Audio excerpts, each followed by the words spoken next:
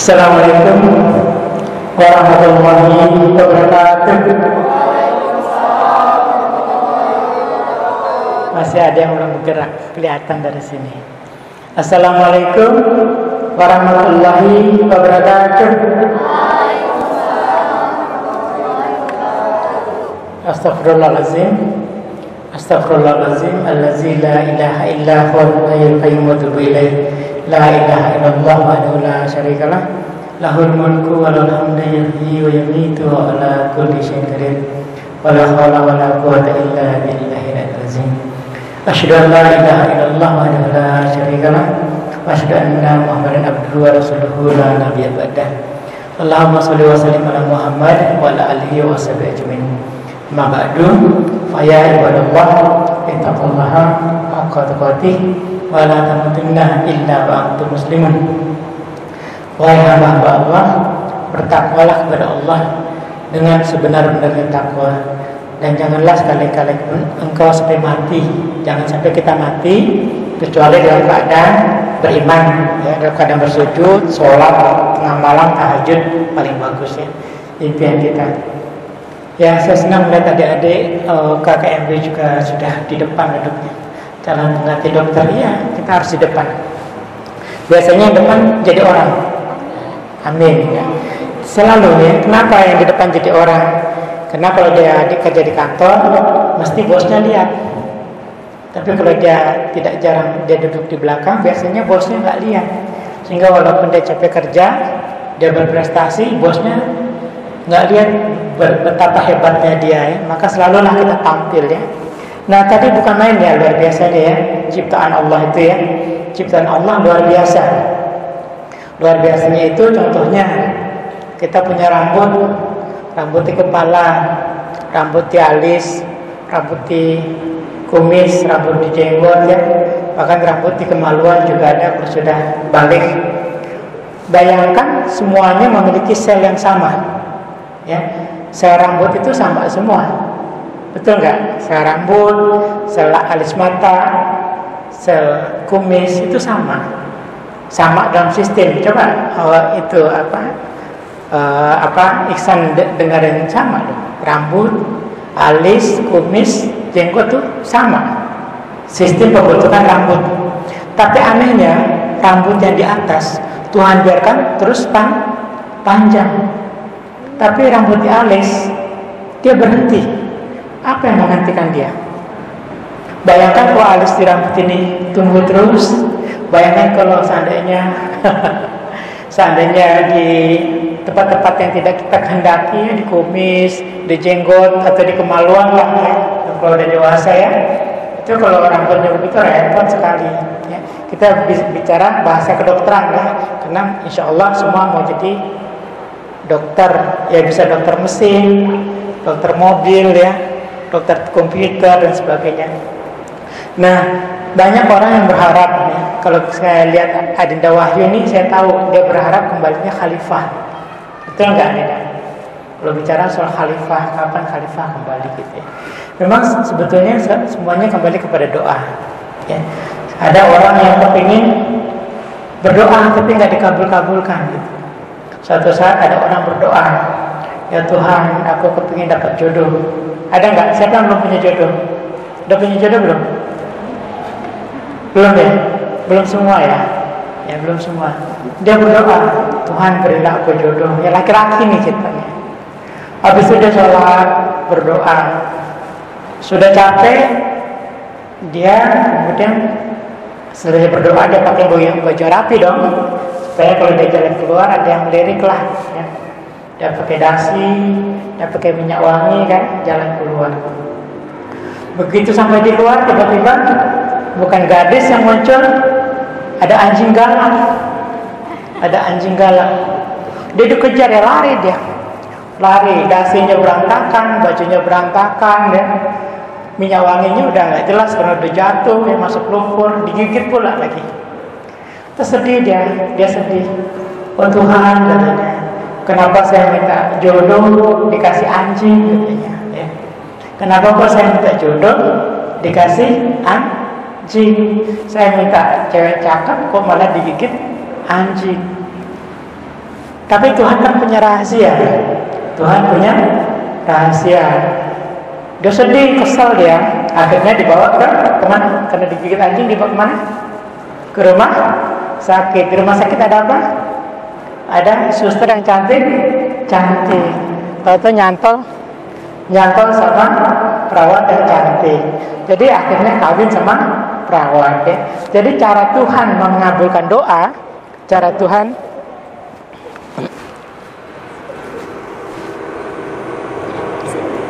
mengabulkan doa itu kadang-kadang dugaan ya. Jangan cepat mengeluh. Kenapa saya dilahirkan sebagai laki-laki nggak perempuan aja? Kenapa saya lahir sebagai perempuan nggak laki-laki aja? Ya nggak bisa begitu. Karena Tuhan memberikan rezekinya dengan penuh rahasia ya. Kita kenapa duduk di sini sekarang? Tuhan yang tahu. Kenapa sebagian tertarik untuk tetap hadir? Tuhan yang tahu. Yang menggerakkan hati, yang membolak-balik hati. Beberapa tidak mau datang, Tuhan juga yang tahu. Ya. Nah, maka sekarang hari ini sebetulnya menarik sekali, yaitu khitan pada wanita. Karena menurut Majelis Ulama kemarin keluar fatwanya, tidak boleh khitan pada wanita. Ya, walaupun Majelis Fatwa Ulama itu ragu-ragu. Sementara di Al-Quran ada, di hadis ada, bingung orang. Ya. Anak perempuan saya dikhitan atau tidak? Gitu. Sementara rumah sakit pada ketakutan. Assalamualaikum, Indah. Rumah sakit pada ketakutan. Kalau dikhitan jangan-jangan masuk penjara. Nah, sekarang kita lihat apa sih sebetulnya ya? Dengan percaya sepenuhnya kepada kodrat Allah ya. Kita percaya penuh ya. Kita pada wanita. Nah, celakanya kita pada wanita ini adalah menurut seorang ulama yang namanya Imam Al-Mawardi ya. Dikatakan khitan pada wanita adalah memotong kulit yang menutupi kepala penis bagi laki-laki. Tadi kan kita ada gambarnya, penis itu apa ya? Penis itu kalau punya adik perempuan atau adik laki-laki tahulah apa itu penis, apa itu klitoris ya. Tapi nanti perhatikan ya, perhatikan. Kalau di KKMB kan bisa lihat adiknya. Lihat dong bentar gitu ya. Kalau itu kan kalau khitan pada laki-laki kan memotong kepala penis. Ya, ada kulup yang menutupi kepala penis, dipotong, dibuang. Ya, itu namanya khitan. Nanti kalau rumah sakit Bunda atau di mana-mana mengatakan khitan, ikut jadi sukarelawan. Ya, jadi kita tahu khitan itu kayak apa ya. Assalamualaikum warahmatullahi wabarakatuh. Sedang celakanya ada kalimat yang salah. Sedangkan wanita memotong daging lebih klitoris bagi wanita. Memotong daging lebih klitoris ya. Ini menurut Imam Al-Mawardi. Makanya kemudian banyak negara yang mengatakan Islam itu kejam ya, mengatakan Islam itu kejam. Maka Allah berfirman, "Fa'atina aksaran nas la ya'lamun." Sayangnya, sesungguhnya banyak daripada manusia itu tidak mengetahui. Ini biasanya kalau di Al-Quran kalimat ini selalu kalimat penutup dalam ayat-ayat ya. In kuntum ta'lamun. Seandainya saja mereka tahu, seandainya manusia tahu, pasti dia nggak cepat protes. Ya, kita cepat sekali protes terhadap hukum Allah. Padahal kata Allah sebetulnya sebagai banyak dari manusia itu tidaklah mengetahui. Kalau saja mereka itu mengetahui, mereka akan bersikap yang berbeda ya. Maka karena yang dipotong itu daging lebih atau klitoris, maka marahlah dunia sama agama Islam, salah paham ya. Timbul salah paham. Celakanya salah pahamnya juga diperbuat oleh para ulama kita ya. Adinda kan tahu hadis itu ada yang sahih, ada yang dhaif. Mana yang lebih bagus, hadis dhaif atau pendapat ulama? Mana yang lebih mendekati real, mendekati benernya, pendapat ulama atau hadis dhaif? Apa? Hadis dhaif. Kenapa? Kenapa? Betul hadis dhaif yang lebih bagus karena kita tahu alasan benar apa enggaknya. Kenapa hadis dhaif lebih bagus dari pendapat ulama? Adinda Wahyu? Pernah diriwayatkan atau ada rantai sanadnya? Kalau kita membaca hadis, walaupun hadis itu hadis dhaif, pasti ada rantai sanadnya. Dari siapa yang ngomong? siapa ke siapa ke siapa. Tapi kalau kita pendapat ulama, tidak ada rantai sanadnya, ya, tidak ada rantai sanad terputus. Itu pendapat ulama. Dia ngambil hadis yang mana sesuka dia. Tapi kalau kita tanya rantainya yang mana Pak Ustadz, Pak ulama, nah terputus. Sama dengan kitab Bible, kitab Buddha, semua nggak ada sanadnya. Ya, kelebihan hadis-hadis kita walaupun doif ada sanadnya. Nah sayangnya banyak ulama kita berpegang kepada pendapat para imam, bukan membuka hadis asli. Makanya pada teman-teman yang mu'alaf, saya selalu mengingatkan, jangan pikir apa itu salafi, jangan pikir itu wahabi, jangan pikir apa-apa. Bukalah Al-Quran dan Al-Hadis cukup. Kalau Al-Quran dan Al-Hadisnya belum dibaca, sudah mulai mengutik-ngutik faham, ilmunya belum kebaca, fahamnya udah dibaca. Jadi kita usahakan teman-teman kita untuk tidak membaca faham imam-imam. Pendapat Imam Syafi'i apa, pendapat Imam Hambali apa, lupakan dulu. Kita baca buku hadis. Buku hadis ada di pojok-pojok ini, ada buku hadis di fotokopi, ya. Dan buku Al-Quran terjemahan juga ada. Kecelakaan timbulnya hantu-hantu ini yang mengatakan hukum Islam itu sadis, ya, karena mereka mengikuti pendapat imam. Belum tentu imam itu benar, belum tentu, ya. Nah, kemudian kita lanjut.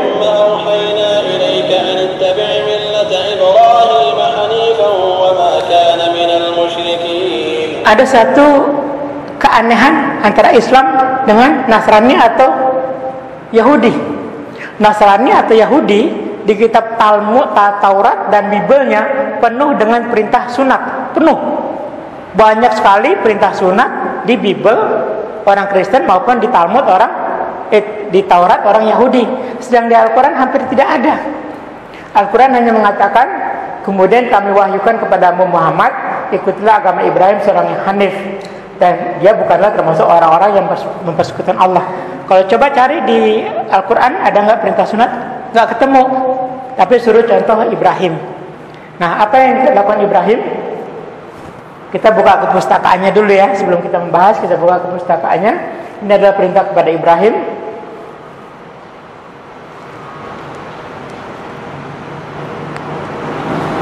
Dari Abu Hurairah radhiyallahu anhu, katanya Rasulullah SAW bersabda, ya.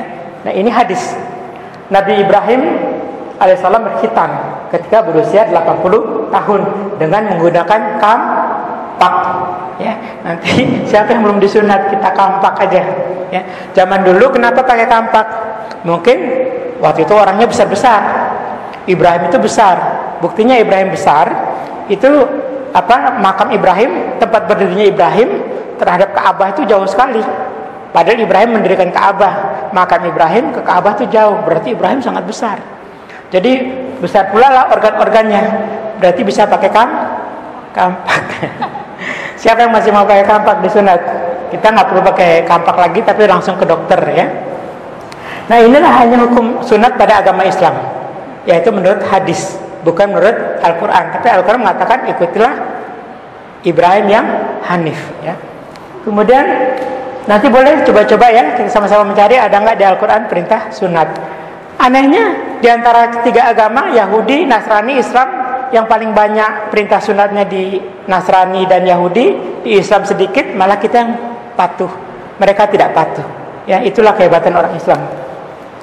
Kemudian ada lagi diriwayatkan hadis lain, kita kumpulin kepustakaannya dulu, dari Gunaim bin Kulayb.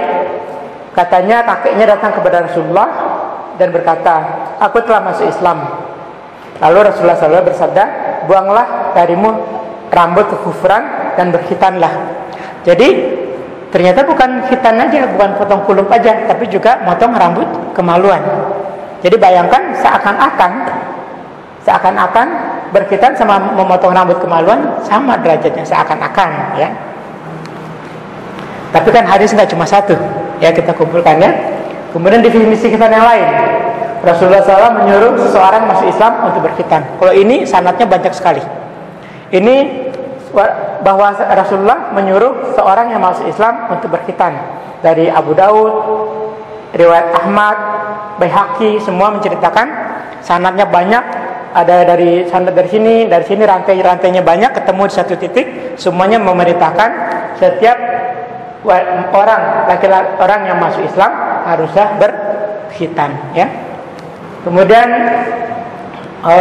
selanjutnya lagi definisi khitan berikutnya dari Hasan Al-Basri. Orang-orang yang telah, nah ini coba bayangin, ya, bayangkan ya. Katanya hadis riwayat Al-Hasan Al-Basri, orang-orang yang telah masuk Islam bersama Rasulullah, yaitu ada orang-orang yang masuk Islam itu banyak bareng bersama Rasulullah. Ada yang kulitnya hitam, ada yang kulitnya putih, ada orang Romawi, ada orang Persia, ada orang Habasya. Namun Rasulullah tidak memeriksa seorang pun di antara mereka. Jadi Rasulullah waktu orang masuk Islam bareng-bareng sama dia nggak pernah periksa satu-satu, kamu udah khitan belum gitu, nggak pernah, ya. Jadi Rasulullah tidak begitu memaksakan orang berkhitan segera menurut hadis ini, ya. Jadi dalam hadis ini Rasulullah itu nggak sampai meriksa begitu banget loh. Tapi khitan memang sunnah Rasul, ya. Jadi kita nggak boleh galak banget sama mu'alaf, ya. Kamu belum dikhitan, belum bisa masuk Islam, belum tentu, ya. Belum tentu. Kemudian definisi khitan berikutnya, ya, dari Jubair ridho Allah kepadanya, ya, berkata Rasulullah mengkhitankan cucunya Hasan dan Husain. Nah ini hadis yang betul-betul menunjukkan contoh, ya. Ibrahim memberikan contoh menyunat.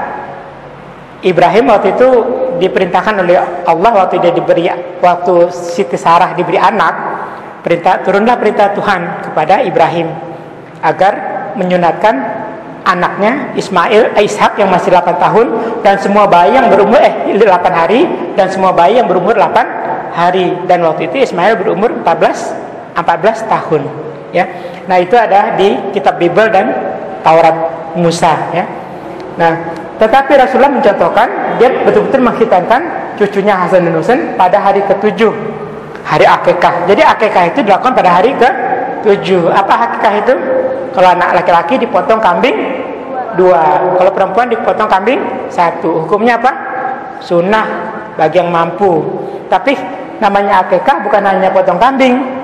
Akikah itu juga mengumumkan nama. Jadi kalau kita nggak sanggup potong kambing, kita wajib mengumumkan nama anak kita pada hari ke-7.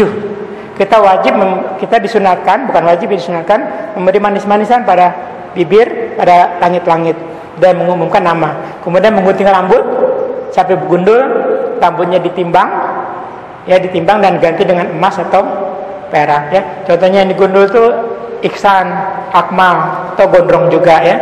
Si Dita rambutnya panjang juga, ya. Lama, panjangnya 2 tahun botak terus sampai takut gara-gara dibotak gak tumbuh lagi, tapi yakin waktu itu cemas juga, ya, kok 2 tahun rambutnya belum tumbuh, muklis juga belum tumbuh, botak di sini. Habis itu tapi ridho aja sama Tuhan, percaya rasanya selama ini saya belum pernah lihat anak-anak kecil yang botak, rata-rata punya rambut. Nah ikhlas sama Tuhan, lama-lama rambutnya penuh, panjang-panjang, ya. Jadi tetaplah kita memotong rambut pada anak baru lahir, hari ke-7-nya digundul sebagusnya, karena rambut itu memang ada hukumnya, ya. Dan kemudian ditimbang kemudian diganti seberat emas atau perak, ya. Kalau di aslinya perak, di sini diperlakukan emas. Kemudian harga emas itu dikasih ke fakir miskin bagi yang mampu, ya. Kemudian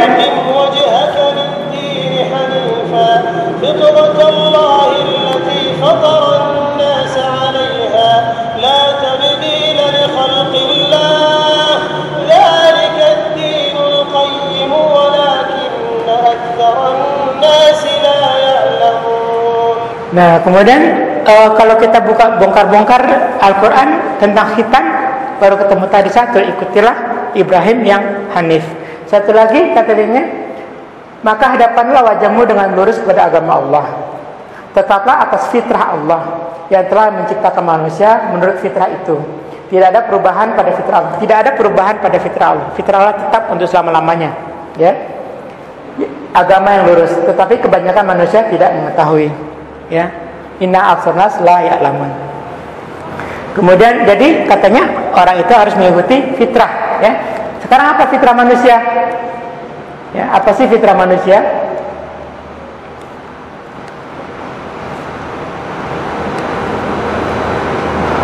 Nah, ini fitrah manusia. Yang tadi kan Al-Quran mengatakan ikuti fitrah. Sekarang ada fitrah. Dari Abu Hurairah katanya Rasulullah SAW bersabda, fitrah itu ada 5. Khitan, mencukur bulu sekitar kemaluan. Jadi kita sebetulnya disunahkan mencukur rambut kemaluan itu setiap malam Jumat. Sunnah, ya sunnah. Nggak wajib tapi sunnah ya. Kemudian memotong kuku, mencabut bulu ketiak, disunahkan juga ya. Memotong kumis ya. Laki-laki, sehingga apa gunanya? Supaya kita bersih, orang Islam itu bersih dan indah ya. Jadi khitan, mencukur bulu ke sekitar kemaluan, memotong kuku, mencabut bulu ketiak, memotong kumis ya. Dan kalau ini fitrah berarti yang menurut Al-Quran tadi, kamu harus mengikuti fitrah. Inilah fitrahnya ya, al-hadis ya. Seakan-akan khitan posisinya sama tinggi dengan mencukur rambut kemaluan, potong kuku, sepertinya ya. Nah kemudian hukum khitan secara umum. Kemudian bagaimana hukum khitan pada wanita? Tadi kan untuk laki-laki, sekarang untuk wanita. Nah ini yang pertama, riwayat Imam Ahmad, At-Tirmizi dan An-Nasa'i. Ya, 3 imam ini mengatakan dia menemukan hadis-hadis yang bunyinya sama dari Rasulullah SAW. Jika 2 khitan telah bertemu maka wajiblah mandi. Jadi artinya kalau orang sudah berumah tangga, sudah menikah, nah dia melakukan hubungan suami istri, berarti khitan ini berarti diartikan sebagai kemaluan. Ya, bila kemaluan bertemu maka wajiblah mandi. Ya, orang kalau menikah kan berhubungan suami istri, artinya khitan bertemu gitu. Jadi kalau kita baca kalimat ini berarti kelamin laki-laki disebut khitan, kelamin perempuan disebut khitan juga. Ya, jadi yang pentingnya dari hadis ini adalah jika 2 khitan telah bertemu maka wajiblah mandi. Maka kalau telah melakukan hubungan suami istri wajib mandi junub, mandi jenabah ya, atau setelah haid wajib mandi jenabah. Nah, kalau kita baca hadis ini berarti yang dimaksud dengan khitan itu adalah kelamin. Kelamin laki-laki disebut khitan, kelamin perempuan juga disebut khitan ya. Ini catatan ya.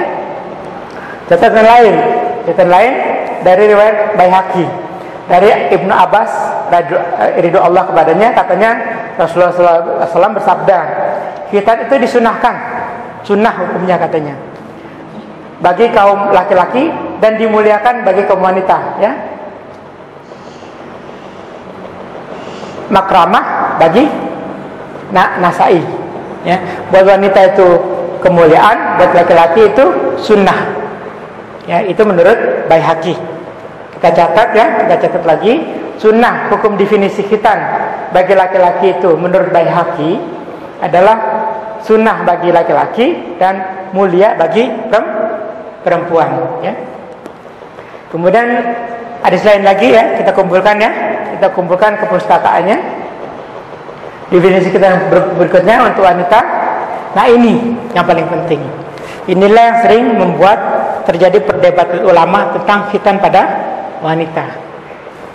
Hadis inilah yang samar-samar sehingga sering salah tafsirkan ya. Coba kita baca dahulu. Saya kan dokter kebidanan.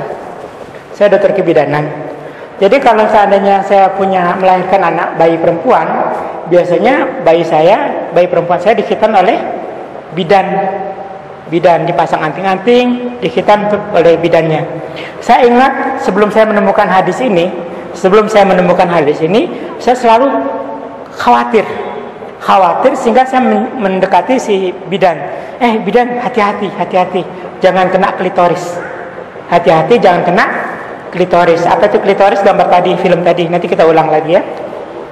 Jadi ada kecemasan saya supaya mengkhitan dengan hati, jangan sembarangan, jangan sampai kena klitoris.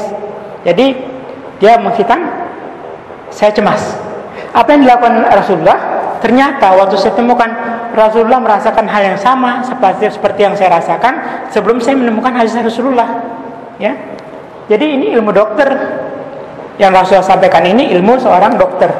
Dari Anas bin Malik ridho Allah kepadanya, katanya Rasulullah SAW bersabda kepada Ummu Atiyah. Siapa Ummu Atiyah? Ummu Atiyah itu, Ummu Atiyah adalah salah seorang yang biasa mengkhitan anak-anak perempuan di Madinah pada masa jahiliyah. Jadi agama belum masuk, masa jahiliyah, dia mengkhitankan anak perempuan. Apa kata Rasulullah? hai Ummu Khatiyah, apabila kamu menghifaz, kalau menghitan anak perempuan namanya menghifaz, janganlah berlebihan, karena yang tidak berlebihan itu akan menambah cantiknya wajah dan menambah kekuatan dalam berhubungan dengan suami. Jangan berlebihan katanya. Di mana titik kalimatnya? Di la. Ya, orang sering lengah di sini. Orang sering lengah di sini ada kata la. Ya. Apabila kamu menghifaz, janganlah berlebihan, karena yang tidak berlebihan itu janganlah ya akan menambah cantiknya wajah dan menambah kekuatan dalam hubungan suami istri. Dan ini bahasa saya sehari-hari sebagai dokter kebidanan. Anehnya Rasulullah mengatakan 1400 tahun yang silam. Nah, dia mengatakan lah. Nah, ulama-ulama kita selalu berpendapat apabila suatu perbuatan tidak dilarang oleh Rasulullah, apabila suatu perbuatan tidak dilarang oleh Rasulullah, berarti hukumnya sunnah. Dibiarkan aja. Ada orang bilang, Rasulullah saya berazal, Rasulullah mendengar, terus Rasulullah membiarkan saja. Tidak bilang iya, tidak bilang enggak, artinya mengizinkan.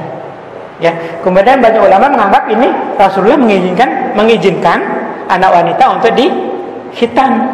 Padahal yang dikatakan Rasulullah, hati-hati, jangan berlebihan, jangannya nggak kelihatan. Ya, coba perhatikan ini paling penting ya. Janganlah berlebihan. Dan itu saya rasakan juga. Sehingga akibatnya definisi khitan pada agama Islam itu banyak ya. Khitan dalam Islam berlaku untuk laki-laki dan wanita. Pertanyaannya, buat siapa? Laki-laki atau wanita? Para ulama berbeda pendapat. Mazhab Hanafi dan Maliki, salah satu pendapat Imam Syafi'i, salah satu riwayat Hambali. Pertama, khitan itu sunnah bagi laki-laki dan keutamaan pada perempuan tadi ya. Khitan itu sunnah pada laki-laki dan makramah pada wanita. Kemuliaan saja, berarti nggak wajib dong. Kalau sekedar kemuliaan, nggak sunnah juga ya. Dasarnya hadis riwayat Baihaqi dari Ibnu Abbas radhiyallahu anhu, khitan itu sunnah bagi laki-laki dan keutamaan bagi wanita. Kita sudah baca tadi ya. Kemudian ada lagi pendapat kedua. Kenapa pendapat itu muncul?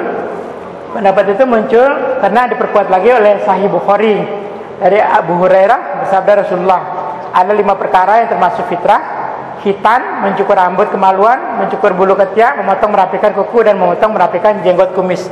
Kalau begitu khitan derajatnya sama dengan memotong kuku. Pikiran orang yang mengatakan bahwa khitan itu sunnah buat laki-laki dan makramah untuk wanita ya. Maka sehingga disimpulkan, kesimpulan pertama, khitan termasuk rentetan perkara yang dianjurkan agama, sehingga hukumnya sunnah. Ya, ini yang pertama. Sekarang hukum kedua. Sekarang yang kedua, pendapat kedua. Ada 3 pendapat nih.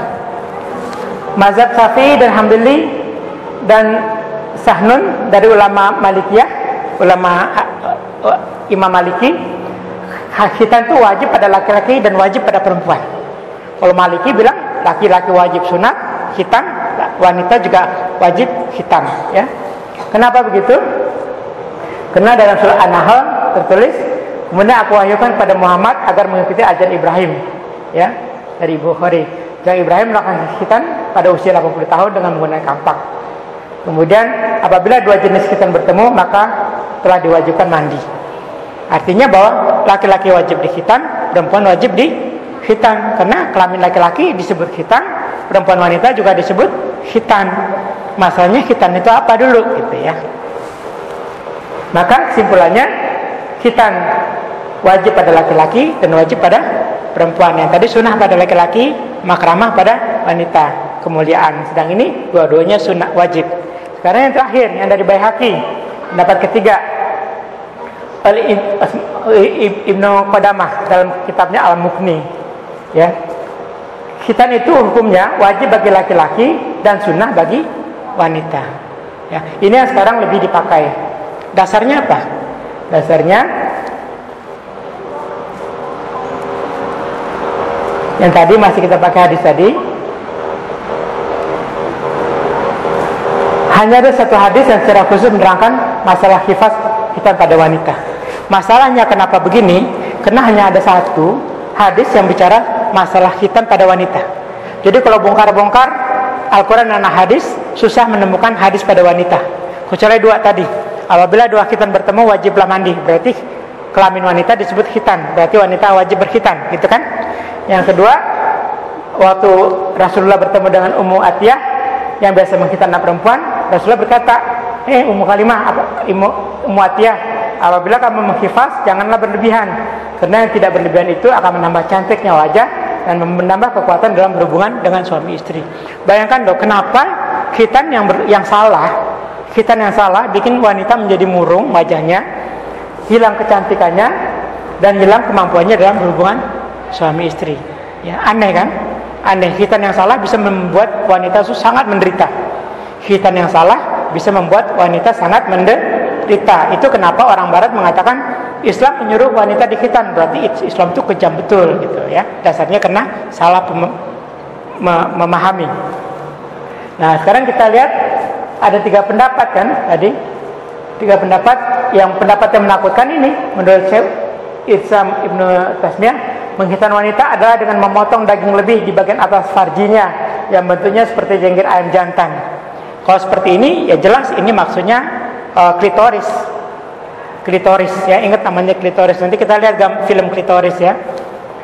Kalau gini berarti yang dimaksud oleh Syekh Islam Ibnu Taimiyah ini adalah yang dibuang adalah klitoris dari wanita ya.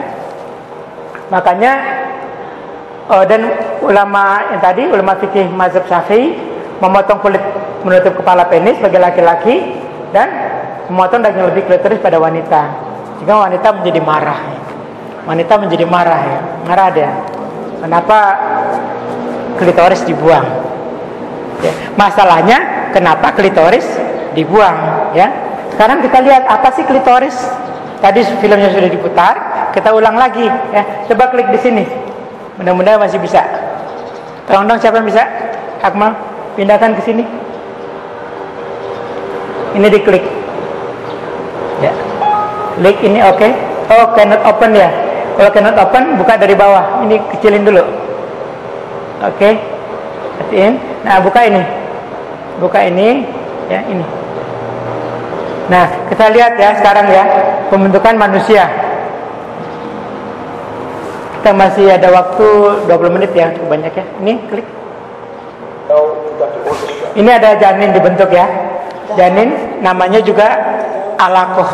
Alaqah itu artinya lintah. Ya, kita sudah sama-sama baca alaqah itu lintah.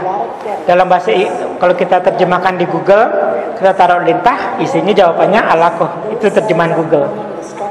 Ini adalah alaqah, menggantung ke ibunya, jantungnya terbentuk. Kenapa jantungnya terbentuk? Karena dia menyerap darah dari ibunya. Ya, ibunya diserap darahnya, dibuat jantung. Ini hebatnya Allah menciptakan manusia ya, tidak ada yang salah ya. Tidak ada kaki yang tumbuh di hidung, ya, tidak ada kuping yang tumbuh di dengkul ya. Padahal semua, ya kan? Nggak ada kan? Coba kalau Dali kupingnya tumbuh di dengkul, cewek-cewek nggak ada yang naksir, nggak mau ya. Ini ada jantungnya ya. Kemudian makin lama dia makin besar. Ini yang pertama dibentuk adalah jantung, dan yang lebih pertama lagi saraf. Yang pertama kali dibuat di tubuh embrio ini atau alaqah ini adalah yang pertama adalah saraf, yang kedua jantung. Maka setelah jantung dibentuk,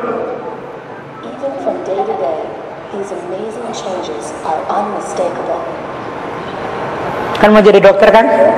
Nah, perhatikan nih perubahannya. Kantung telur ini sudah pabrik sel darah ya. Kantung telur tadi udah jadi pabrik sel darah ya. Kemudian darah mulai mengalir cepat sekali. Dari mana darah diambil? Dari ibunya ya, diserap. Ini darah diambil dari ibunya dan sekarang dia mulai menggantung, betul-betul menggantung seperti lintah. Di mana dia menggantung? Di plasenta ini. Dia serap darah dari ibunya, kemudian dia makan gitu. Jadi sebetulnya bayi ini sama ibunya dulu kejam banget ya, dia nyerap darah. Maka sekarang kalau kita melawan orang tua bisa bayangin, kita dulu 9 bulan jadi lintah terhadap ibu kita, terserap terus ya. Sekarang tahu-tahu ibu kita bentak-bentak, nggak pas ya. Kemudian terjadilah 2 kutub, bagian kepala, bagian ekor ya. Nah ini lama-lama 9 minggu seperti ini, ada calon mata, calon telinga yang masih kecil ya, calon tangan. Ini belum ada otot-ototnya, otot luriknya belum ada. Jadi masih bening semua. Ya. Kapan dia punya otot lurik? Setelah umur 16 minggu atau 120 hari saat roh ditiupkan ya. Kenapa roh ditiupkan 120 hari? Karena pada saat itu telah terbentuk tulang, telah terbentuk otot lurik, telah terbentuk mata yang baik, maka baru Tuhan tiupkan ruh ya. Ini adalah organ yang paling hebat di mata dan di otak.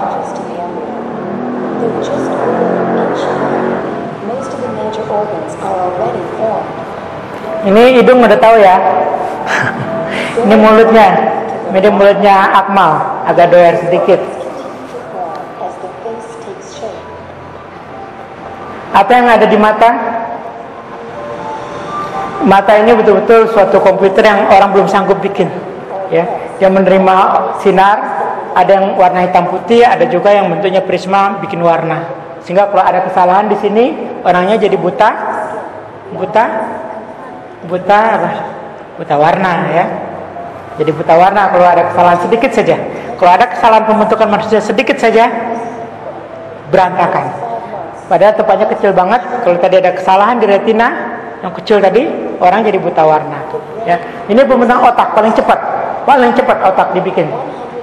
Setiap menit 100.000 sel. Semenit 1 menit 100.000 menit. Dan ingat, otak adalah satu-satunya organ yang tidak bisa dibikin ulang. Jadi kalau orang cacat otaknya kena bayi, misalnya kita nanti udah menikah, punya anak bayi kita step, kejang-kejang, jangan diangkat enteng, segera kompres ya, jangan dibiarkan, karena akan terjadi kerusakan di otak.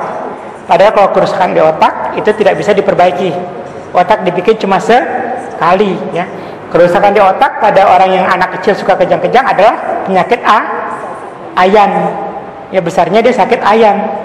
Ya tiba-tiba dia kejang-kejang sendiri. Itu kasihan anaknya. Karena orang tuanya waktu dia masih kecil kejang-kejang dibiarin aja. Ya. Jadi kalau nanti punya anak, selalu siap-siap termometer yang bisa masukin ke dubur. Kan punya kemanaan kecil. Beli termometer dari plastik. Kalau ukur suhu itu jangan di ketiak, bayi nggak pas, tapi masukin dubur. Kalau dimulai umur sebesar ini dia nggak mau lagi, harus sejak bayi. Ya, ukuran suhu di dubur itu adalah, nah sekarang kita masuk kelamin. Di dubur ada 37,5 derajat. Ya. Ini kelamin. Sekarang ini kelamin dibikin, ya, dibentuklah kelamin ya.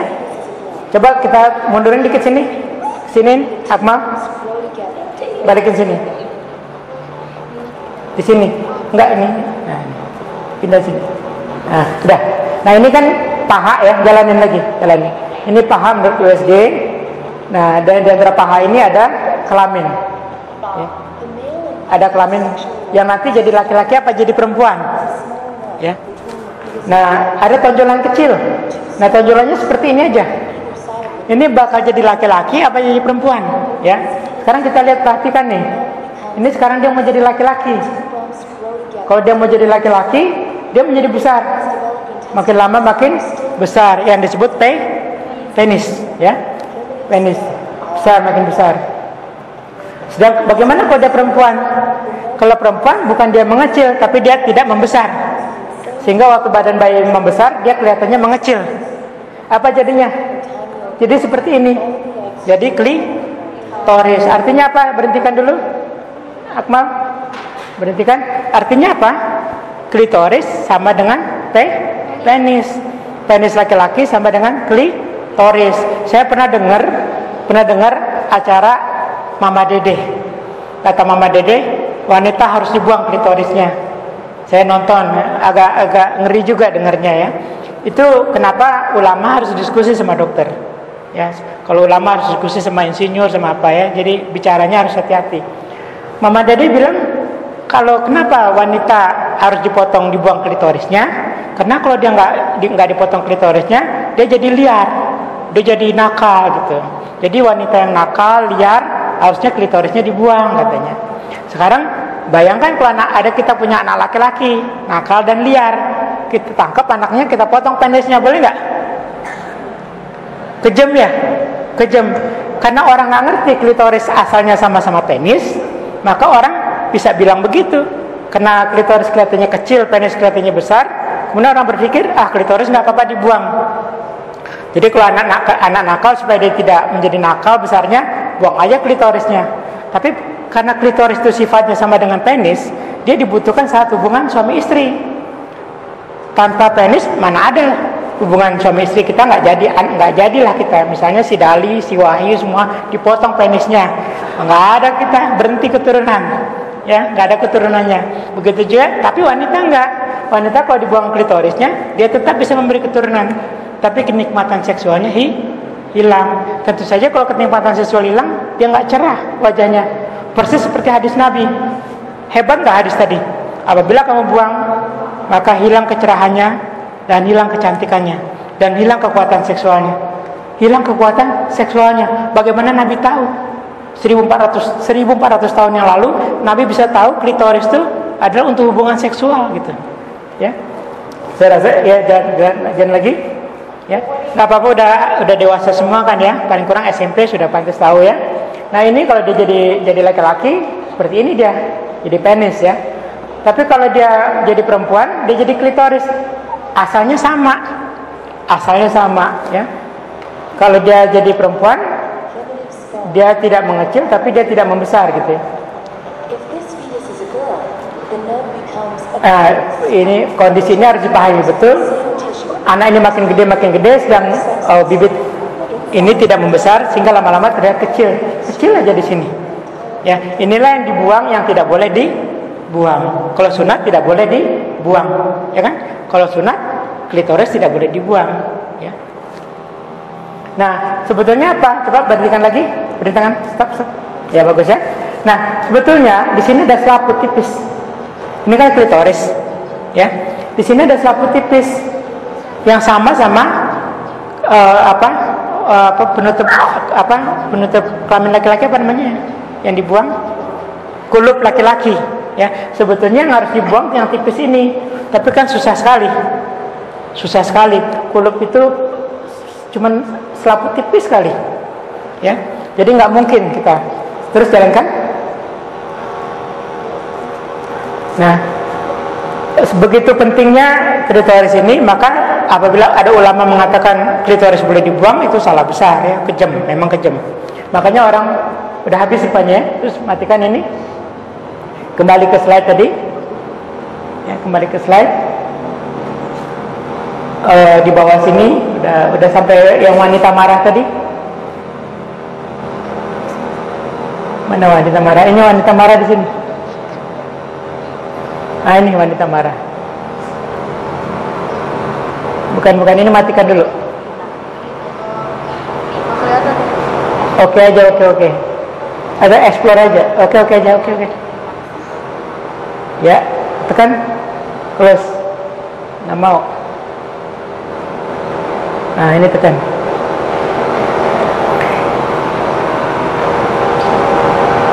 Jelas anak-anak gadis nggak suka ya dengan hukum-hukum ini ya. Hukum-hukum yang mengatakan seperti ini, menurut yang untuk membuang farjinya, daging lebih di atas farji ini, jelas kita nggak setuju ya. Membuang klitoris kita nggak setuju ya. Kemudian juga pendapat ulama ini, yang kedua, Imam Al-Mawardi memotong kulit kepala bagi penis bagi laki-laki dan memotong daging lebih pada wanita, jelas itu menurut orang barat kejam. Itu kenapa orang barat mengatakan kok Islam kejam banget membuang klitoris, padahal Rasulullah sendiri berpesan hati-hati kalau berkhilwat, jangan berlebihan. Rasulullah mengatakan jangan berlebihan loh, bukan boleh khitan. Rasulullah tidak pernah mengatakan boleh mengkhitan wanita.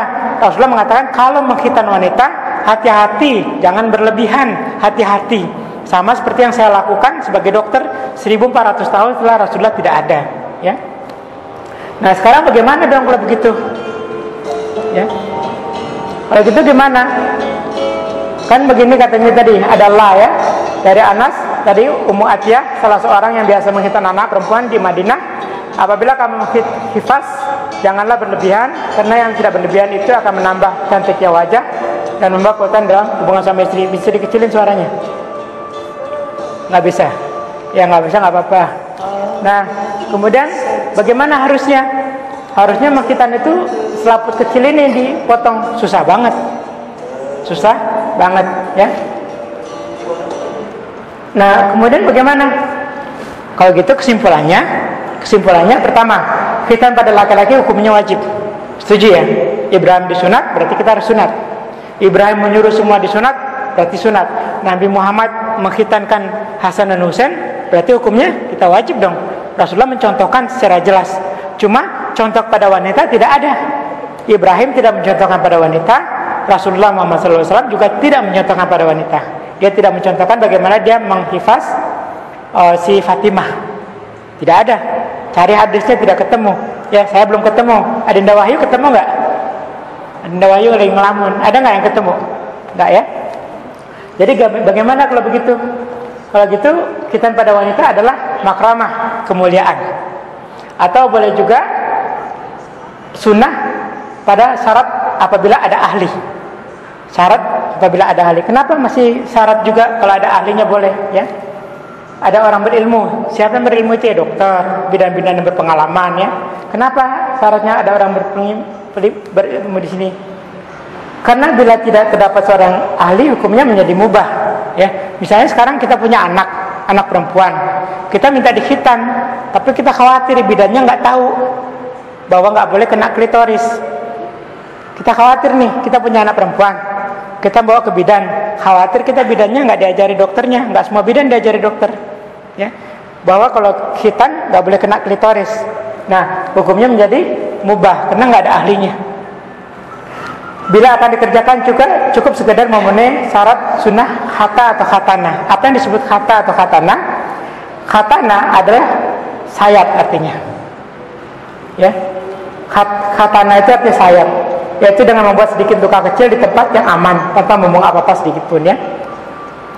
Rasanya di sini ada istilah khatana sebetulnya, tapi nggak kelihatan ya.